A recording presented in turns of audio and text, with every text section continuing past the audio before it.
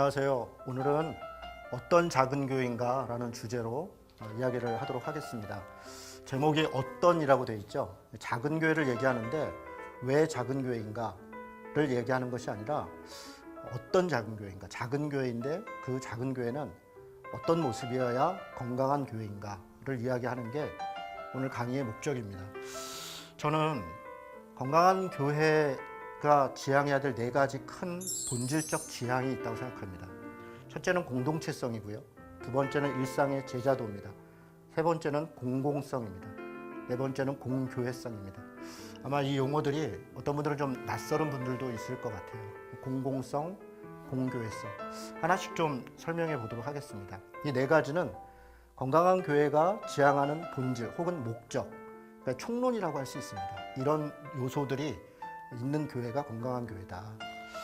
첫 번째는 공동체성입니다. 우리가 지난번에도 이야기를 했는데 교회는 결국은 교제함입니다. 교회라고 하는 것은 공동체예요. 하나님의 가족이죠. 그리스도의 몸입니다. 성령의 전입니다. 그것이 교회예요. 교회가 교제한다는 것은 어떤 의미일까요? 먼저는 신앙과 삶이 교제하는데 하나님과 신자들이 교제하는 것이에요. 그게 교회죠. 그런데 하나님과 신자만 교제하는 게 아니라 신자와 신자들 간에도 교제하는 거예요.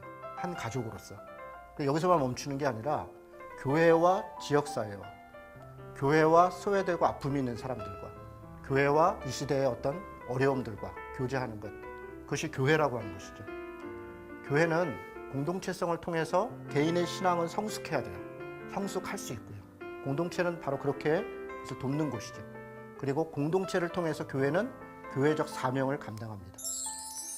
건강한 교회라고 하는 첫 번째 요소는 이 공동체성을 지향하고 있는가, 저는 그것이 가장 중요한 첫 번째 지표라고 생각합니다. 그런데 문제는 두 번째입니다. 일상의 제자도라고 하는 것인데요. 우리는 많은 교회들이 사실은 공동체적으로 가족적 분위기와 서로에 대한 깊은 신뢰가 있고 그런 교회들을 많이 있어요. 우리 주변에 있는 교회들이 대부분 그렇습니다.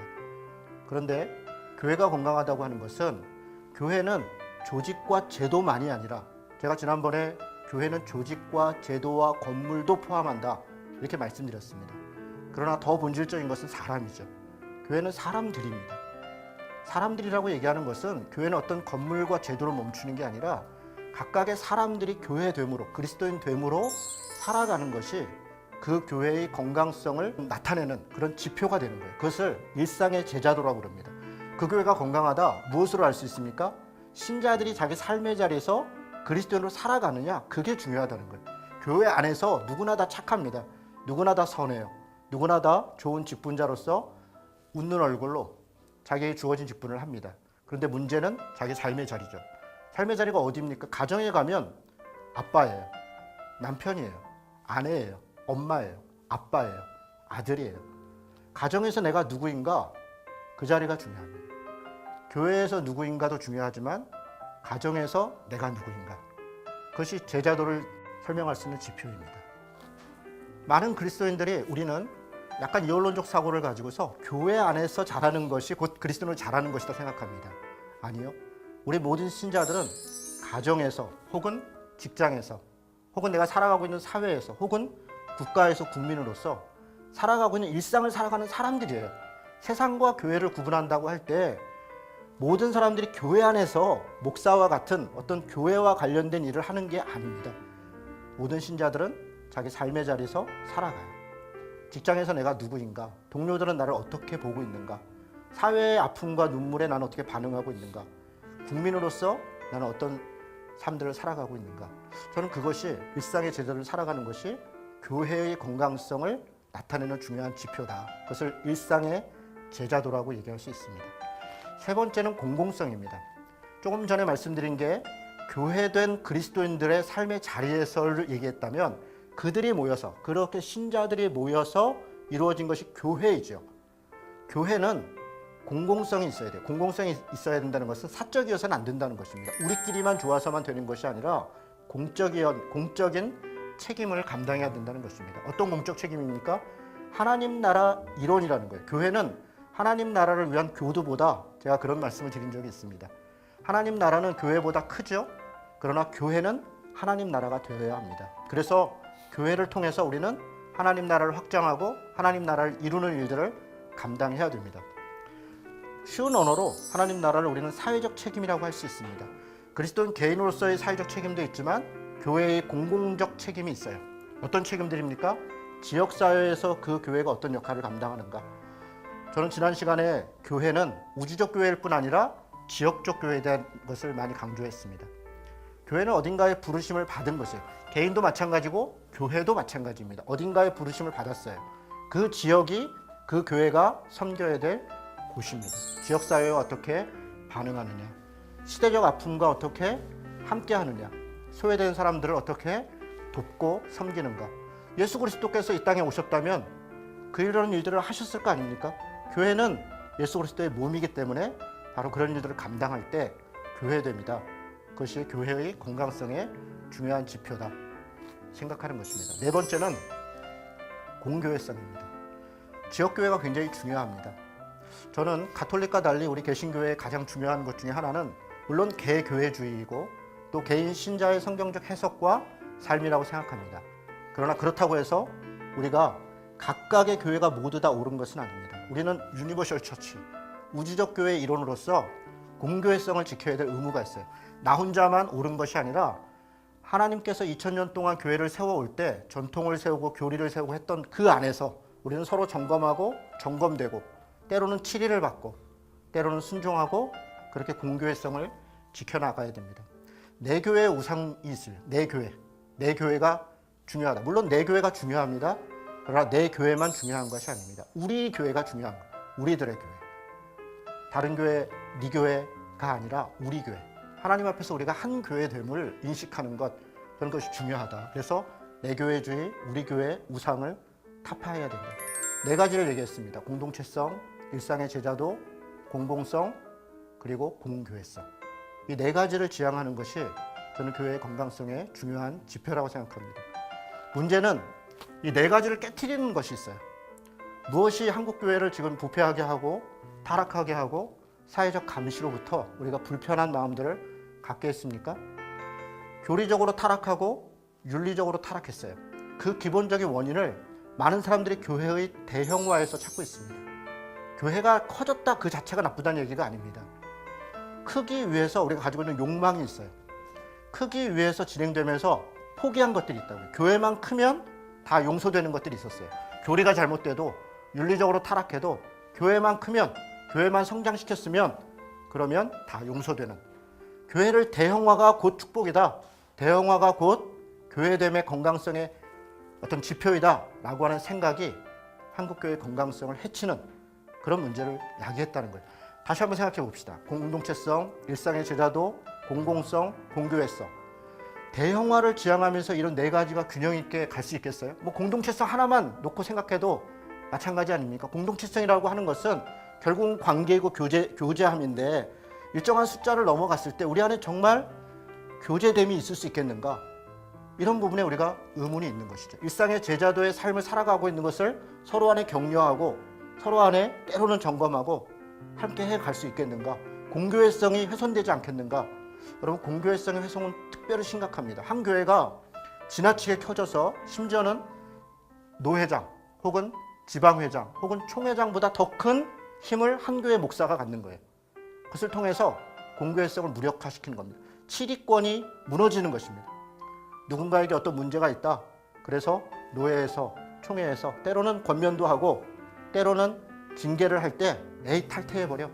혹은 정치적 힘을 통해서 그것을 무력화시켜버리는 일이 벌어져서 어떤 문제가 벌어진 겁니까? 칼빈이 얘기한 것처럼 교회의 타락이 일어나는 겁니다. 교회의 거룩성이 훼손되는 것이죠. 공교회성을 무너뜨리고 있다는 것입니다. 너무 아이러니하게도 80년대 이후에 대형 교회의 아주 근본주의적 신학을 가지고 대형화됐던 교회의 반대에서 개혁을 외치면서 성장한 교회들이 있어요. 세계관 운동을 했고 제자 훈련을 했고 또 교회 갱신 운동을 했습니다. 이런 세 가지 키워드는 많은 젊은 일반 성도들에게 도전을 줬습니다. 많은 사람들이 몰려갔고 그리고 건강한 교회를 실제로 이뤄갔어요. 제자 훈련도 했고 교회 갱신도 이뤘고. 그런데 문제는 뭡니까? 하나의 교회가 이름이 유명해지고 한 목사가 스타 목사가 되고 그래서 개 교회가 브랜드 교회를 만들기 시작했어요. 대형 교회는 부목사를 내보내서 교회를 개척했고, 브랜드 교회도, 유명한 교회도, 스타 목사도 자기 교회 부목사를 보내서 A 교회, B 교회, 무슨 교회, 그래서 심지어는 지성전, 지교회 이런 개념으로 공교회성을 망가뜨린 겁니다. 노예에 속해서, 지방회에 속해서 치리를 받아야 될 교회가 결국은 그 본교회의 눈치를 보게 되는 것이에요.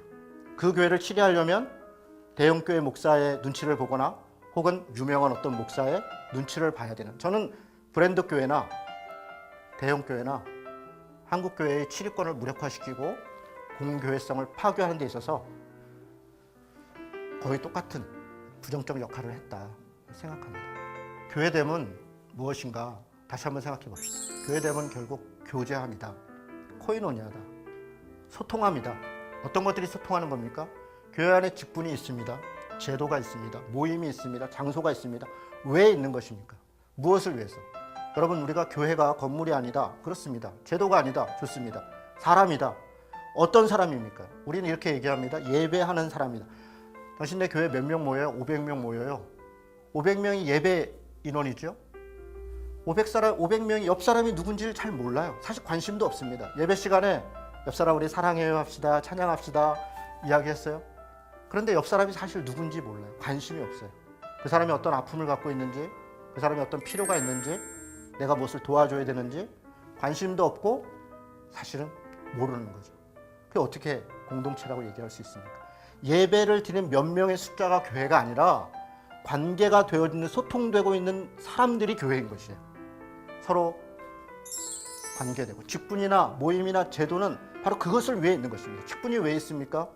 모임이 왜 있습니까? 제도는 왜 있습니까?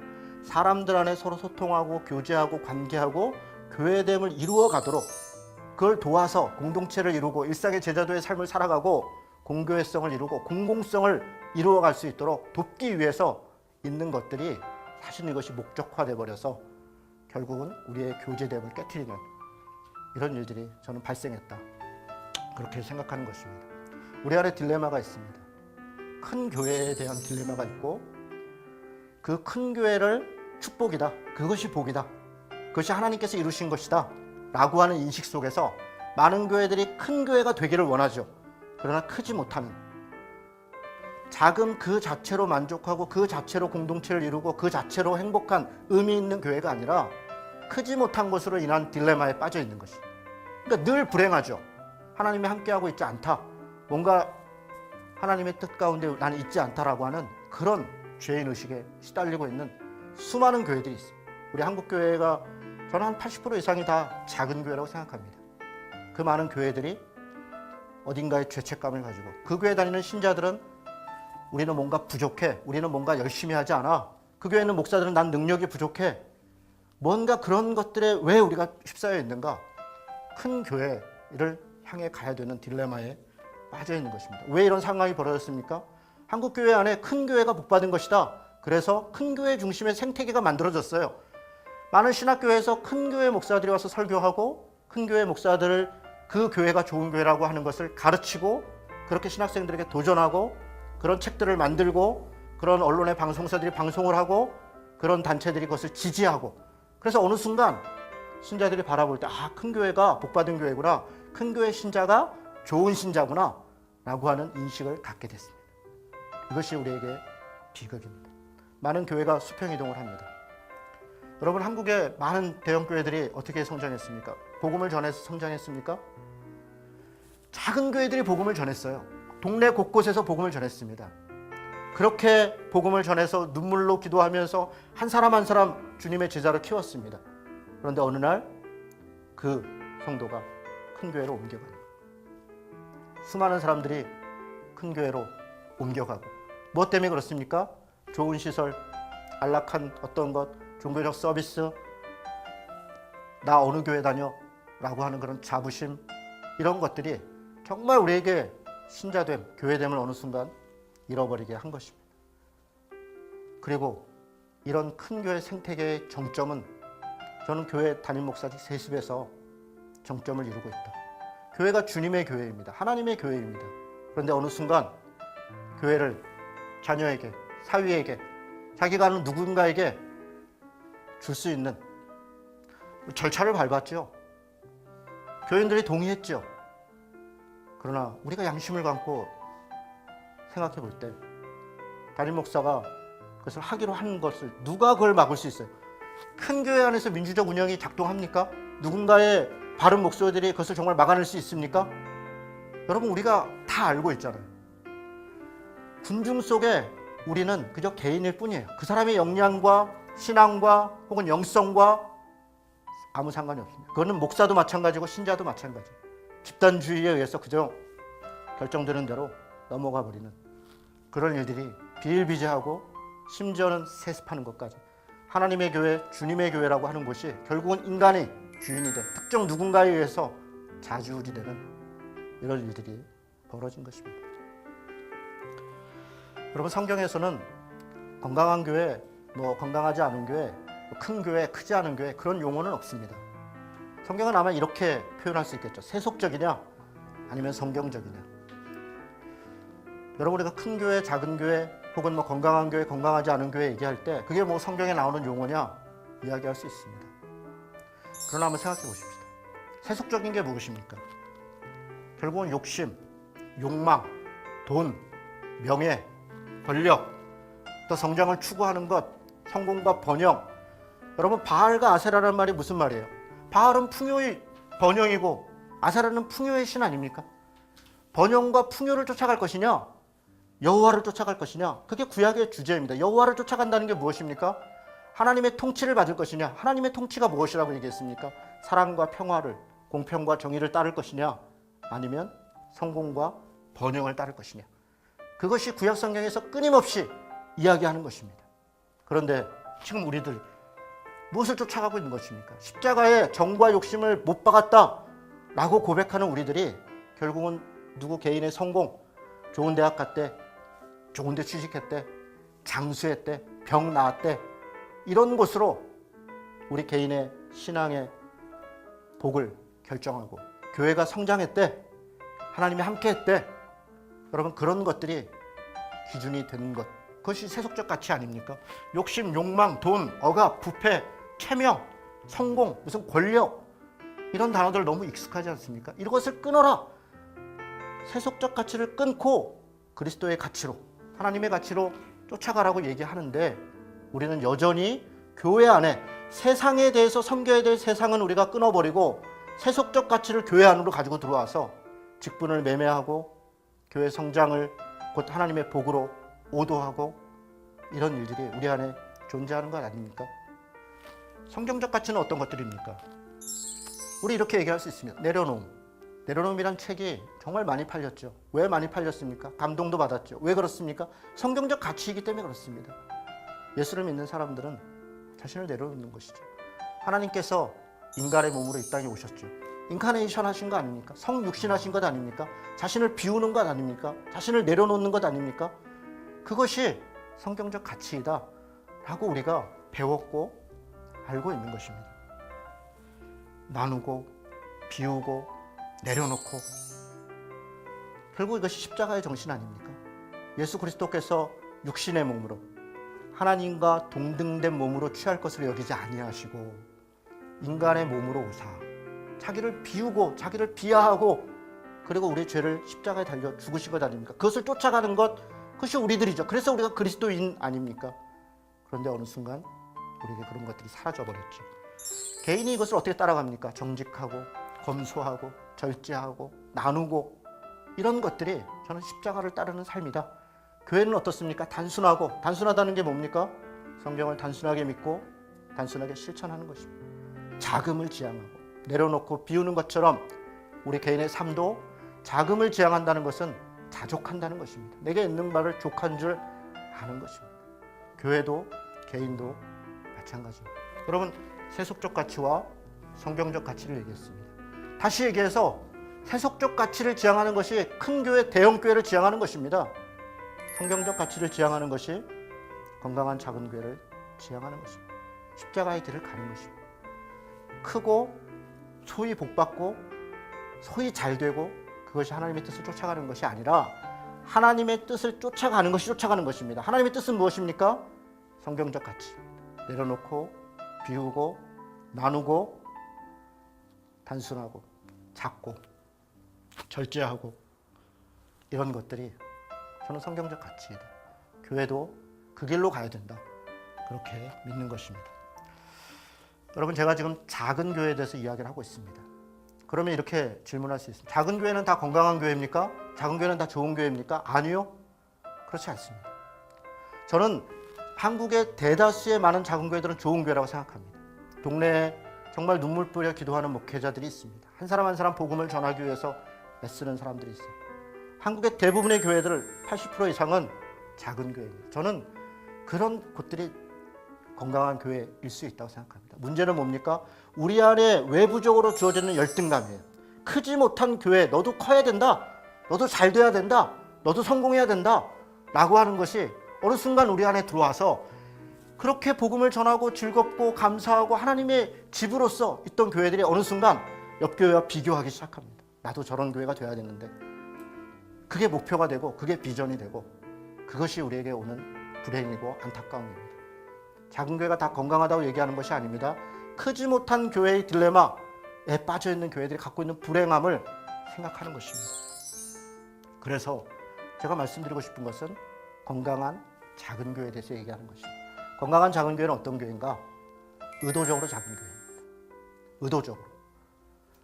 그냥 작아서 작은 교회가 아니라 의도적으로 그 길이 옳기 때문에, 그게 십자가의 길이기 때문에, 그게 성경적 가치이기 때문에 그 길로 가야 된다. 그렇게 말씀드리는 것입니다. 실제적인 얘기를 조금 더 하겠습니다. 4가지를 좀 얘기하려고 합니다. 건강한 작은 교회는 어떤 교회인가? 첫 번째는 성경적 영성을 겸비한 교회입니다. 여러분, 이게 무슨 얘기일까요? 건강한 교회가 어떤 교회인가를 측정하는 지표들이 있습니다. 여러 단체들이 그동안 많은 교회들에 제시했습니다. 예를 들어 이런 것이죠. 예배, 교육, 증거, 교제, 봉사. 이 교회가 예배를 어떻게 드리고 있느냐? 이 교회가 복음을 증거하고 나누는데 어떻게 하고 있느냐? 이 교회가 봉사를 어떻게 하고 있느냐? 교제는 어떻게 하고 있느냐? 교육은 어떻게 하고 있는가? 건강한 교회는 이렇게 교육합니다. 이렇게 봉사합니다. 이렇게 교제합니다. 다 맞는 얘기입니다. 그런데 아쉬운 게 있습니다. 어떤 아쉬움이냐면 공동체성 안에서만 머물러 있다는 거예요. 우리끼리 드리는 예배, 우리끼리 하는 교제, 우리를 위한 봉사, 우리를 더 살찌우기 위한 대형교회로 가기 위한 증거, 그런 교제, 과연 그것만이 건강한 교회를 위한 지표인가? 뭔가 아쉽다는 거예요. 뭐가 빠졌습니까? 사회적 책임. 하나님이 코이노니아이다, 교제이다라고 할 때 우리끼리만 교제하는 것이 아니라 지역사회랑 어떻게 교제할 것인가? 눈물과 아픔이 있는 사람들과 어떻게 교제할 것인가? 이 사회와 이 직장과 나라와 민족과 우리가 어떻게 교제할 것인가? 오로지 복음 전에서 그들이 교회에 들어오는 것, 그렇게만 교제하는 것이 아니라 그들의 눈물과 아픔에, 때로 기뻐하는 사람과 함께 기뻐하고 우는 사람들과 함께 우는 것, 그런 것이 어느 순간 우리에게 빠져있는 것입니다. 저는 이것을 하나님 나라 신학이라고 믿습니다. 왜냐? 하나님 나라는 사랑과 평화를, 공평과 정의를, 그 하나님의 통치하심을 따르는 것이기 때문에 그렇습니다. 성경적 영성을 겸비한 교회가 건강한 교회입니다. 두 번째로는 민주적으로 운영하는 교회입니다. 민주적 이러면 알레르기 반응을 일으키는 분들이 있습니다. 아니, 교회가 신본주의를 해야지 무슨 민주주의를 하냐? 교회는 신본주의를 해야죠. 당연합니다. 하나님 중심적으로 해야 됩니다. 그렇습니다. 하나님을 중심에 두고 하나님 중심적인 신본주의를 하려면 사람들끼리는 어떻게 해야 됩니까? 민주적으로 해야 됩니다. 왜 그렇습니까? 성령은 누구 특별한 사람에게만 역사하는 것이 아닙니다. 하나님의 뜻은 누군가를 통해서 인도되어지는 것이 아닙니다. 예수를 믿는 순간 우리는 누구나 다 성령의 임재를 경험하는 것이고 성령의 열매를 맺는 것이고 성령의 인도하심을 받는 것입니다. 그래서 사도행전 15장에도 바울이 복음을 전하다가 이런저런 이방인 선교에 문제가 있을 때, 돌아왔을 때 그들이 회의를 하잖아요. 그래서 성령 안에서 같이 의논해서 결정한 것을 하나님의 뜻으로 믿고 순종하지 않습니까? 그렇게 함께 의논하고 각자에게 주신 깨달음들을 갖고 이야기하면서, 왜 그렇습니까? 나만이 하나님의 뜻을 알고 있다라고 얘기할 수 있는 사람이 누가 있습니까? 만약 그럴 사람이 있다면 그 사람이 하나님이지 않겠습니까? 우리는 하나님을 인간으로 인정하고 그 사람만이 하나님 뜻을 따른다라고 생각합니다. 그것이 저는 인본주의라고 생각합니다. 오히려 하나님이 각자의 인도하시고 우리는 각자 서로 의논하고 대화하고 성령의 코이노니아 속에서 하나님의 뜻을 따라가는 것입니다. 교회는 민주적이어야 됩니다. 참여하고 소통하고 협업하고 공유하고 그렇습니다. 어떻게 이것을 보장합니까? 정관을 만들고 규약을 만들어야 합니다. 우리 교회가 지향하는 가치는 무엇이다? 우리 교회의 의사결정 구조는 이런 것이다. 우리 교회의 사역은 이런 것이다. 직분은 이런 것이다. 또 교회 교육은 이렇게 한다. 이런 이야기들을 충분히 나누면서 그것을 규칙으로 만들고 규정으로 만들고 어떤 문제가 일어나면 어떻습니까? 목사가 하는 말, 장로가 하는 말, 누가 하는 말이 아니라 우리가 같이 함께 정한 정관과 규약을 보면서 우리가 이걸 잊어버렸군요. 이 순서를 우리가 놓쳤군요. 함께 다 순종하고 한 방향으로 가는 것이죠. 정관과 규약이 성경입니까? 그렇지는 않습니다. 바꿀 수 있는 것입니다. 정관과 규약은 성경적 가치를 성령의 코이노니아 가운데서 함께 정하는 것이고 그것은 시대와 상황에 따라 바뀌어갈 수 있는 것입니다. 여러분, 저희 교회가 더한공동체교회인데요. 4년 됐습니다. 처음 시작할 때 정관을 만들었어요. 규약을. 지금 무려 5번이나 바꿨습니다. 총회 할 때마다 조금씩 바뀐 거예요. 저희는 정관을 바꾸고 규약을 바꾸는 걸 두려워하지 않습니다. 왜 그렇습니까? 그건 성경이 아니에요. 인적 구성이 달라졌을 때 어떤 좋은 의견이 있을 때 충분히 대화하면서 또 바꿀 수 있는 것입니다. 바꾸는 게 좋은 것입니다. 그래야 순종할 수 있고 다룰 수 있습니다. 민주적 협업, 참여, 소통. 저는 이런 것이 건강한 교회의 내용이다. 어떻게 우리는 민주적으로 운영할 수 있을까? 복음적 분업이라는 말이 있습니다. 무슨 얘기입니까? 각각의 하나님께서 주신 직분이 있어요. 목사는 목사로, 장로는 장로로, 권사는 권사로, 집사는 집사로. 우리가 알다시피 이런 직분들은 계급이 아닙니다. 누가 누구를 억압하기 위해서 명령하기 위한 지휘관과 무슨 졸병의 관계가 아니지 않습니까? 각각의 은사에 따라서 각자 주어진 직분과 역할이 있는 것입니다. 그것을 분업해서 함께 협력하는 것. 목사는 가르치고 권사는 권면하고 장로는 치리하고 집사는 함께 일하면서 머리를 맞대고 수기하고 기도하고 그것이 교회의 참된 모습이지 않겠습니까? 복음적 분업이 곧 민주적 운영입니다. 세 번째는 재정과 행정이 투명한 교회입니다. 아까 민주적 운영과 같은 맥락에서 얘기합니다. 저는 이건 상식이라고 생각합니다. 여러분, 우리가 세상 가운데서 지금 욕먹고 있는 중요한 내용이 뭡니까? 재정이 투명하지 않다. 목사님, 우리 교회 재정이 어떻게 되는지 좀 보여주세요. 아니, 그걸 왜 신자가 간섭해요? 왜 당신이 간섭해요? 왜 보여주면 안 됩니까? 왜? 우리가 헌금을 내서 우리가 함께 운영하는 것입니다. 하나님의 사업을 위해서 하는 것입니다. 내 신자가 볼 수 없는 것이라면 그것이 어떻게 떳떳할 수 있습니까? 여러분, 세상의 어느 곳이 자기가 낸 돈에 대해서 볼 수 없다는 것입니다. 왜 그럼 목사는 그걸 볼 수 있는 것입니까? 무슨 권한으로 목사만 볼 수 있는 것입니까? 무슨 권한으로 장로만 볼 수 있다는 것입니까? 여러분, 재정은 헌금을 하는 것도 성경적이어야 되고 운영하는 것도 성경적이어야 되고 쓰는 것도 성경적이어야 됩니다. 재정은 투명해야 되고 공정해야 되고 바르고 적절해야 됩니다. 재정과 행정이 투명하고 바르게 되는 것, 저는 그것이 건강한 교회의 중요한 모습이라고 생각합니다. 마지막으로는 지역과 함께하는 교회입니다. 여러분, 이 얘기 짧게 하겠습니다. 제가 지역교회에 대해서 여러 번 강조했습니다. 우주적 교회에 대해서 우리가 인식하고 있습니다. 그렇습니다. 우리는 우주적 교회의 일원입니다. 그러나 우주적 교회의 일원이지만 우리는 어떻게 일합니까? 지역적으로 일합니다. 우리는 지역교회에 입양되었어요. 하나님의 교회에 입양되었다는 것은 그저 어떤 관념적인 어떤 교회의 일원이 된 것이 아니라 어느 지역교회에 우리가 일원으로서, 성도로서, 신자로서, 한 가족으로서 입양된 것입니다. 그래서 그 교회 안에서 우리는 공공성을 함께 만들어가고 공교회성을 지켜가고 일상의 제자도의 삶을 격려받고 그럼으로써 공동체를 이루어가는 것입니다. 네 가지를 이야기했습니다. 성경적 영성을 겸비한 교회, 하나님 나라 신학을 얘기했습니다. 두 번째는 민주적으로 운영되는 교회, 세 번째는 재정과 행정의 투명하고 바른 집행, 네 번째는 지역교회와 함께하는 교회. 저는 이것을 이루어가는 것, 이것이 건강한 작은 교회의 모습이라고 생각합니다.